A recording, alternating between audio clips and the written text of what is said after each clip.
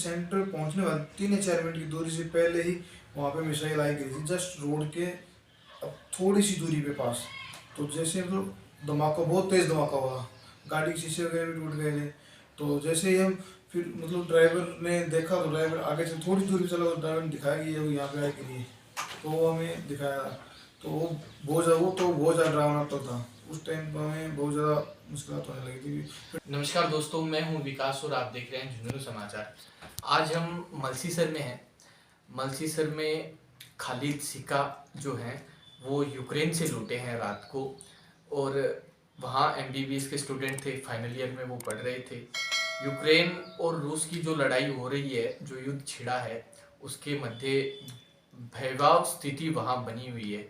लोगों में डर है, भय है, और इसी भय के बीच युवा जो हैं, इंडिया के जो युवा हैं वहाँ स्टडी करने गए थे, वो वापस लौट रहे हैं। वहाँ की स्थिति इनसे जानते हैं। वहाँ पे अभी मैं जिस सिटी में रहता हूँ वो है खार्किव, तो वहाँ पे बहुत ज़्यादा बमिंग स्टार्ट हो गई थी। 28 तक तो नॉर्मल था, बमिंग हो रही थी, लेकिन लगभग अंडर 5-4 किलोमीटर के अंदर हो रही थी।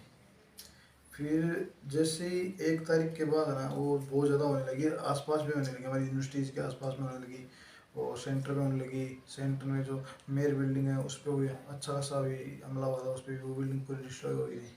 तो उसके बाद स्थिति बहुत ज़्यादा बिगड़ गई थी, और अब 3-4 दिन से तो और ज़्यादा ख़राब हो रखी है वहाँ पे स्थिति। बच्चे अप्रोक्स 1 या 2 तारीख तो ज़्यादातर बच्चे निकल चुके थे, अभी शायद 1000 बच्चे अभी भी बचे हुए हैं वहाँ पे। और एक अदर पास में एक यूनिवर्सिटी जो और है सुन्नी के अंदर, तो सुन्नी के अंदर भी बच्चे फंसे हुए हैं, तो वो भी जल्दी जल्दी निकल जाए तो बहुत अच्छा रहेगा, क्योंकि वहाँ पर भी स्थिति बहुत ज़्यादा खराब हो रखी है अभी। तो हमले वहाँ हो रहे हैं अभी, जैसा मतलब सिविल हमले भी हो रहे हैं, गवर्नमेंट बिल्डिंगों पे भी हमले हो रहे हैं। तो वहाँ की स्थिति, लोग मर रहे हैं, और सामने आंखों के सामने का जो मंजर है वो बहुत ही ज़्यादा भयावह है, बहुत ज़्यादा खतरनाक मंजर है वो। जैसे ही मतलब अब तो ये सीन हो रखा है, सिविलियन बिल्डिंग है ना, उस पर भी अटैक पे अटैक हो रहे हैं। सिविलियन जो बिल्डिंग्स है वो भी पूरी तरह से डिस्ट्रॉय कर रहे हैं, बहुत ज़्यादा, मतलब बहुत ज़्यादा। जो सेंटर जो आसपास बिल्डिंग है ना, वो सारी लगभग डिस्ट्रॉय हो चुकी है। तो लोग मर रहे हैं बड़ी हाँ संख्या। बिल्कुल भी मर रहे हैं। जो सेफ जगह जैसे बंकर वगैरह में हैं तो वो तो सेफ है, और जो बिल्डिंग के अंदर है तो वो उनका नुकसान हो रहा है, इंजर्ड हो रहे हैं वो। तो एक तरह से माने तो खुदा की नेमत है, खुदा का शुक्र ही है यहाँ तक पहुँचना। हाँ बिल्कुल बिल्कुल। अभी हमें कम से कम भी 40-45 घंटे का सफ़र था, खारक्यू से लेके लविव तक का। उसके बाद हमें 10 घंटे वहाँ से लविव से लेके जो चौक बॉर्डर वहाँ पे लगा, फिर चौक बॉर्डर में 10 घंटा वेट किया, फिर वहाँ से चौक बॉर्डर से लेके बुदापेस्ट जो हंगरी की कैपिटल, वहाँ पहुँचने में 7-8 घंटे वहाँ पे लगे। फिर वहाँ से इंडियन गवर्नमेंट ने बस प्रोवाइड की, वहाँ से हमें एयरपोर्ट लाया गया, एयरपोर्ट से हमें फिर इंडिया दिल्ली पहुँचे। दिल्ली पहुँचने के बाद यहाँ पे जो राजस्थान गवर्नमेंट है उन्होंने अच्छी सुविधा कर रखी है, वहाँ से हमें गाड़ी का मतलब जैसे कार वगैरह का प्रोवाइड की गई, और वहाँ से हमें घर पे पहुँचाया गया। तो कोई जनप्रतिनिधि भी मिलने आपसे आया? हाँ, राजस्थान गवर्नमेंट से आए थे, मंत्री आए थे, और वहाँ पे एयरपोर्ट पे भी उन्होंने मुलाकात की, तो उन्होंने सांत्वना दी थी।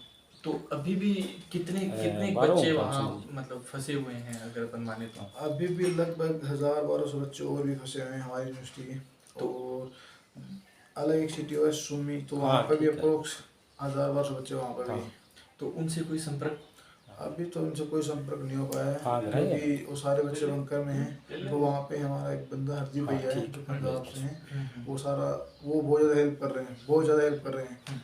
तो वो अभी वहीं पे हैं, तो उनके कॉन्टेक्ट में, तो वो बहुत ज़्यादा कोशिश करके बच्चों को निकलवा रहे हैं। नहीं, तो वो जो हरदीप भैया है वो वहाँ के क्या रेजिडेंट है कि? वो वहाँ के रेजिडेंट हैं, और वहीं उनका है तो अपने इंडियन, लेकिन उन्होंने वहाँ की पीआर ले रखी है, और यहाँ पे इंडियन बच्चों की वो पूरी अच्छी केयर करते हैं। उनके अंडर में होते हैं सारे बच्चे को एडमिशन कर वही करवाते हैं। अच्छा। और सबसे बेहतरीन काम कर रहे हैं वो, मतलब सब भाग चुके हैं, वो बंदा अभी तक वहीं पे है, और सभी बच्चों एक एक बच्चे को निकाल रहे हैं, और अभी तक रुका हुआ है। तो उसने उस बंदे से मतलब इतनी कोशिश कर रहा है, हर अपना पूरा 100% दे रहे हैं वहाँ पे, हर बच्चों को निकाल रहे हैं, खाना पीना सब प्रोवाइड करवा रहे हैं। उस बम्बिंग होने फिर भी उन्हें अपना हौसला नहीं आ रहा, और वहाँ पे बहुत ईमानदारी से काम कर रहे हैं। बिल्कुल, ये बात तो सही है कि मौत का डर देख के तो हर कोई भाग जाता है, लेकिन वो बंदा वहाँ इतनी मेहनत कर रहा है, बच्चों को निकाल रहा है, तो हाँ बहुत, मैं तो उनको सलूट करता हूँ अभी भी है वो, जिस हिसाब से वो काम कर रहे हैं बहुत अच्छा काम कर रहे हैं हम्म। वो। और मैं चाहता हूँ वो भी जल्दी जल्दी निकले वहाँ से, भी बच्चों को निकलवाए और सेफ जगह पे पहुँचे। तो अपनी आपकी जो यूनिवर्सिटी थी वहाँ अपने क्षेत्र के लोग या फिर आपके कोई साथी और भी हैं आपके साथ आए हैं या फिर कोई फंसे हुए हैं अभी वहाँ? फंसे हुए तो मुझे नहीं पता, लेकिन लगभग मेरे साथ वाले बच्चे आ चुके हैं और अदर जो जूनियर बच्चे हैं वो शायद फंसे हुए हैं वहाँ पे। बाकी जो मेरे जान पहचान वाले बच्चे थे वो सारे आ चुके हैं अप्रोक्स। और सीनियर थे वो तो सारे आए गए हैं। कुछ जूनियर थे जो हॉस्टल में थे जिनको पता नहीं था बच्चों को, वो बच्चे भी रुके हैं, उनकी हेल्प बहुत बेयर कर रहे हैं वहाँ पे अच्छे। बिल्कुल, क्योंकि वो बच्चे नए गए हुए हैं और नए उनको बच्चे जो- परेशानी भी लोकल लैंग्वेज की भी है, लोकल एरिया की भी है, सारी परेशानी है। आप आपको गए हुए वहाँ कितने साल हो गए? मेरा तो 5.5 साल हो गया, तो डिग्री कंप्लीट हो गया था, उसे 1-2 महीने का था। 1-2 महीने का था। हाँ, तो मेरा डिग्री होने वाला था अभी। तो यहाँ पहुँच के घर वालों के बीच पहुँच के अब कैसा लग रहा है? हाँ अच्छा फील हो रहा, बहुत अच्छा लग रहा है। लेकिन थोड़ा ये भी है कि वो सारे बच्चे आ जाए तो अच्छा रहेगा, ज़्यादा अच्छा बेटर फील होगा। अब कहीं उनका भी थोड़ा सा रहता है कि नहीं वो भी फंसे हुए हैं, हमें हम उन दो से गुजरे हमें पता है, बयान स्विच हमने देखा वो जो हमारे सामने हुआ है ब्लास्ट वगैरह बंद वगैरह। तो वो हम चाहते हैं वो बच्चे वहाँ से निकले और उनको भी अच्छा फील हो, भी करा है अपनी उनका वहाँ पे वेट कर रहे हैं। तो हमारी यही दुआ है कि जल्दी से जल्दी वो बच्चे भी पहुँचे घर पे। जैसा कि खालिद ने बताया कि हम लोग सेफली यहाँ पहुँच गए हैं, पर अभी भी कुछ बच्चे वहाँ फंसे हुए हैं। हमारा पहुँचना यहाँ कोई बड़ी बात नहीं है। हमारे जूनियर्स जो हैं वो लोग फंसे हुए हैं, उनके घर वालों को भी चिंता हो रही है। तो गवर्नमेंट को आप क्या संदेश देना चाहिए? गवर्नमेंट में ये कहना चाहूँगा, आप जैसे ये इतनी हेल्प किया आपने फ्लाइट वगैरह लगा के, थोड़ी सी हेल्प और करके कैसे भी करके जो बच्चे जो रियल जहाँ पे बम्बिंग हो रही है, जहाँ पे अटैक हो रहा है, वहाँ से बच्चों को बस या ट्रेन कैसे भी प्रोवाइड करवा के ना उन बच्चों को उस जोन से वहाँ सेफ जोन में ले जाए, फिर बच्चे अपने आप आ जाएंगे, कोई दिक्कत नहीं। लेकिन वो जो अटैक जो रेड जोन है ना वहाँ से बच्चों को निकलवा के ना तो उसको सेफ जगह ले आए, फिर बच्चे अपने आप आएंगे, बस यही दरख्वास्त है। बाद में तो बिल्कुल गवर्नमेंट ने भी फैसिलिटीज दे रखी हैं, वहाँ से फ्लाइट्स वगैरह आ रही हैं हंगरी वगैरह से। तो हंगरी और यूक्रेन के मध्य में ही जो स्थिति बनी हुई है वही गड़बड़ स्थिति है। हाँ मेन क्या है कि जो लवीव सिटी है और ये जो खारकिव सिटी, इसके बीच लोग 1500-1600 किलोमीटर का डिफरेंस है। ठीक है, ये डिस्टेंस है लगभग अप्रोक्स 1590 किलोमीटर डिस्टेंस है ये। तो वहाँ खारकिव से लेके कीव है अप्रोक्स 800 किलोमीटर है। तो मेन रेड जोन यही है, यहाँ से निकलना बहुत बड़ी बात है। क्योंकि हम भी निकले थे तो रात को ट्रेन की लाइटें सब लाइटें वगैरह ऑफ करके जो अप्रोक्स जो सफ़र 18-19 घंटों में किया जाता है वो सफ़र रात को हमें 35 घंटे लगे थे तय करने में 800 किलोमीटर का। मतलब बिल्कुल धीरे धीरे देखते कोई मिसाइल ड्रोन से हर चीज़ से बच के एकदम रात को लाइट ऑफ करके निकले थे वहाँ से। तो वो हमें थोड़ा सा रेड जोन तो वहाँ से बच के निकलना बहुत थोड़ा मुश्किल है, तो वहाँ से निकलना बहुत ज़रूरी भी है। वो अगर सफर तय रहता ना फिर वो टेंशन नहीं, कोई यहाँ रेड जोन से निकल चुके हैं। जो मिसाइल हैं, जो बमबारी हैं, वो आपके सामने हो रही थी?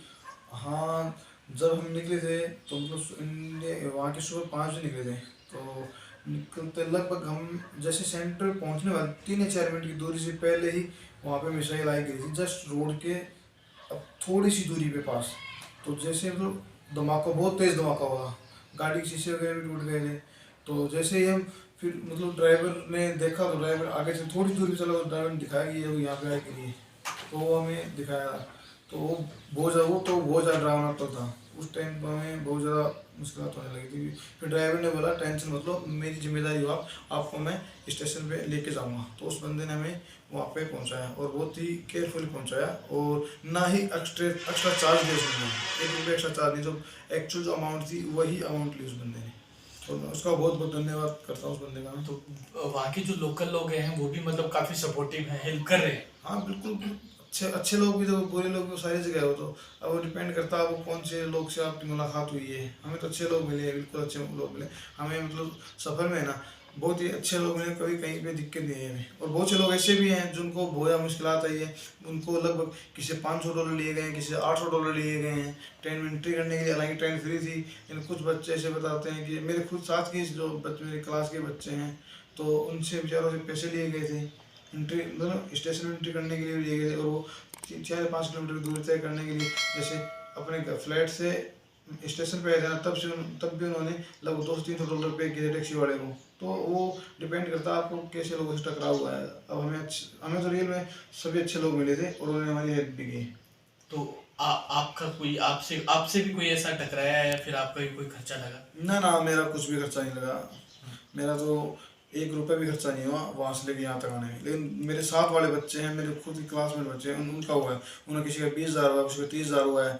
हाँ, उनका बिल्कुल मतलब होना नहीं चाहिए था। लेकिन टैक्सी वाले भी, कोई टैक्सी वाले ऐसे हैं जिन्होंने $300 वहाँ मतलब 5 किलोमीटर दूर तय करने के लिए बोले कि हम $300 लेंगे, तो उनको उन्होंने दिए हैं। और कुछ ऐसे टैक्सी वाले थे जो एक्चुअल अमाउंट थी उससे ₹1 एक्स्ट्रा नहीं ले रहे थे, तो वो भी थे। तो जो हमें मिला वो एक्चुअल अमाउंट ली उन्होंने। और बंदा एकदम जेन्युइन बंदा था, उसने बोला भी ये बात कि आप टेंशन मत लो, आप मेरी जिम्मेदारी हो, मैं आपको स्टेशन पहुंचा के रहूँगा। और उस बंदे ने वही किया और ना ही एक्स्ट्रा चार्ज लिया कुछ। खालिद की दादी माँ अपने साथ यहाँ मौजूद हैं। उनको बड़ा सुकून मिल रहा है कि पोता घर आ गया है और युद्ध से निकल के बड़ी चिंता थी। अब आपको कैसा लग रहा है?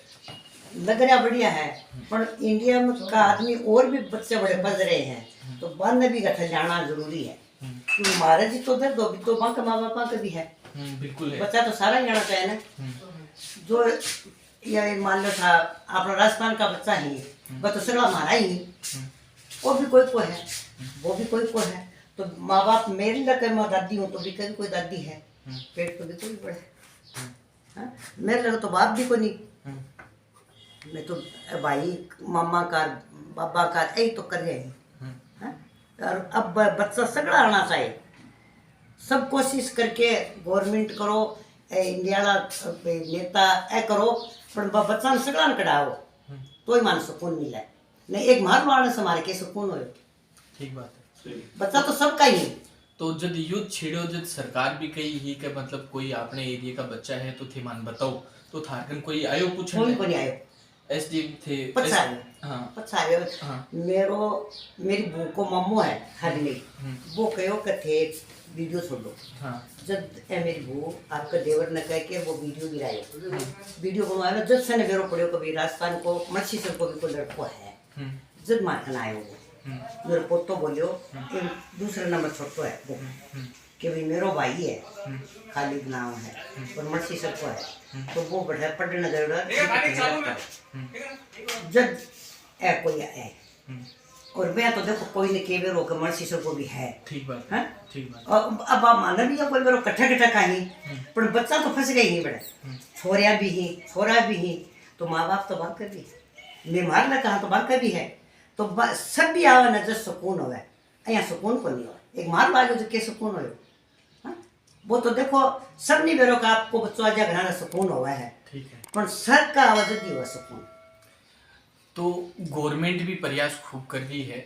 और मैं भी आप लोगों ने बता दूं एक बात कि अगर आपको नहीं पता है कि हम कैसे हेल्प मांगे, तो आपके गांव में पटवारी जरूर आता होगा, उसको आप बताओ कि हमारा कोई छात्र है या हमारा कोई परिजन है वो वहाँ फंसा हुआ है, या फिर आपके तहसील क्षेत्र में एसडीएम ऑफिस में जाके आप उपखंड कार्यालय में जाके आप एसडीएम ऑफिस को, तहसीलदार को, उनको बताओ कि हमारे यहाँ हमारा परिजन या हमारे कोई एरिया का छात्र जो है वो वहाँ फंसा हुआ है। तो गवर्नमेंट हर संभव मदद जो है वो अपने स्तर पर कर रही है।